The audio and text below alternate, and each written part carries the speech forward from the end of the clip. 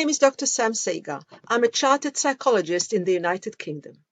In this video, I'm going to talk about happiness and tell you why we are not happy all of the time, or even most of the time, even though we all want to be happy. What is it that prevents us from being happy, despite our comfortable life in Western countries and having plentiful of everything that we want and need?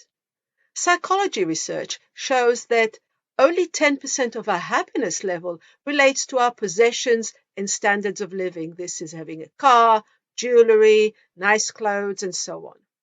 50% relates to our genetic makeup, but 40% of our happiness level relates to the way in which we think and behave. So what is it about our thoughts that affects our happiness? Okay, so let's do a little exercise now. I'd like you to think back to last week.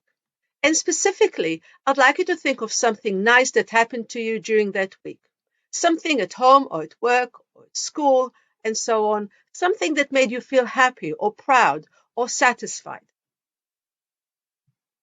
Okay, now I'd like you to think, how long did this positive effect or that positive experience stay in your thoughts last week? Great. Now I'd like you to think about the same week last week, but this time I'd like you to think about a negative experience that caused you to feel angry or worried or frustrated. Okay? Now I'd like you to think, how long did this negative event or experience last week stay with you, stayed in your mind and in your thoughts? It is likely that the negative event stayed in your thoughts much longer than the positive event, and that it had a negative effect on you for some time. In contrast, the positive event stayed in your thoughts for a very short time and not for as long as the negative event stayed in your thoughts. So how do I know this? Well, psychology research shows us that there is a big difference between the way in which we perceive positive and negative events. Positive events make us feel great, high, and happy, but they disappear from our consciousness very quickly. Whereas negative events stay in our consciousness for much, much longer, because we dwell on those negative effects, we analyze them, we dissect them, and talk about them. So they stay with us for much longer. This is known in psychology as negativity bias. Negativity bias is a strong psychological mechanism that is wired inside us. Let's look at two examples to understand negativity bias and how it impacts us. We might receive an end-of-year report full of A's, but only one B. But we still focus and dwell on that one B for a long time, and will make ourselves feel terrible about it, rather than focus on all the great A's that we achieved through our hard work and be happy about them. Let's look at another example, but this one relates to the workplace. Our boss gives us several positive feedback comments about our wonderful performance and contribution to the company, and only one small negative comment about our punctuality in the morning. But what do? We dwell on that one small negative comment about our punctuality, rather than on the many positive comments that our boss gave us. And we will get ourselves upset, angry, frustrated, and unhappy about that one negative comment.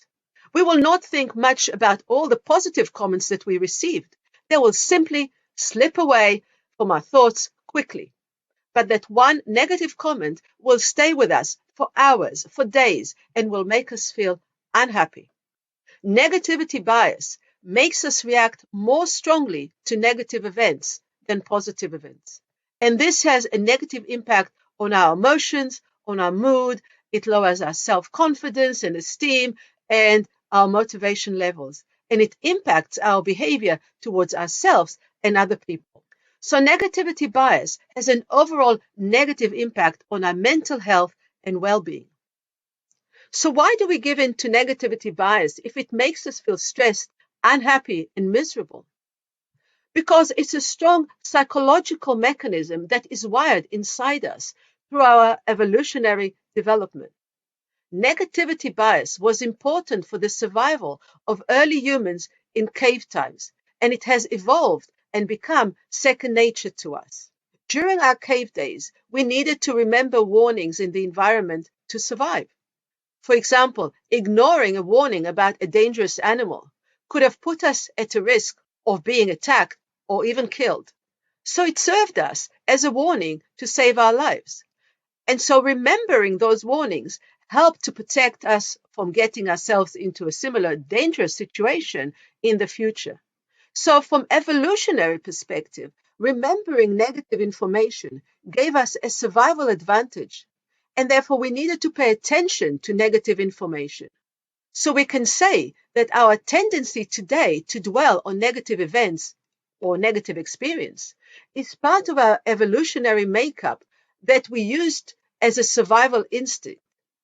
However, millions of years later, we are still wired to think this way. But now, negativity bias has a harmful impact on our health, well-being, and happiness because this tendency makes us focus and think about the negative event for a long time while experiencing strong negative emotions and stress until the next event occurs. And we then move our focus and thoughts to this new negative event. And we are unable to notice and engage with the positive events that are happening in our lives every day. So the positive events are simply ignored, discarded, and we don't pay attention to them. This pattern is cyclical, making us feel stressed and unhappy. Psychology research has also shown that this tendency is also culturally rooted. So some cultures reinforce negativity bias. Of course, there are also individual differences in perceptions and reactions to negative events. So different people demonstrate different levels of negativity bias and have different reaction levels to negative events. Negativity bias has some relation to fear of failure and perfectionistic tendencies. So you might also want to watch my videos on my YouTube channel on fear of failure and perfectionism. So how can we reduce negativity bias and increase our happiness level? Professor Martin Seligman, the founder of positive psychology, has researched this for many years. And he found that people can learn to develop skills to reduce their negative bias, and that practicing these skills can help people to focus more on positive or neutral events and less on negative events by reframing them. These skills involve cognitive processes and can help people to increase their happiness levels and overall well-being. Seligman suggested that the first skill that we need to develop is to become aware of and to recognize our tendency to focus on negative events in our lives. Once we have this awareness, we need to make a conscious effort to resist our natural tendency to focus on negative events. We need to focus for a longer time on the positive events in our lives and not allow ourselves to brush them aside quickly.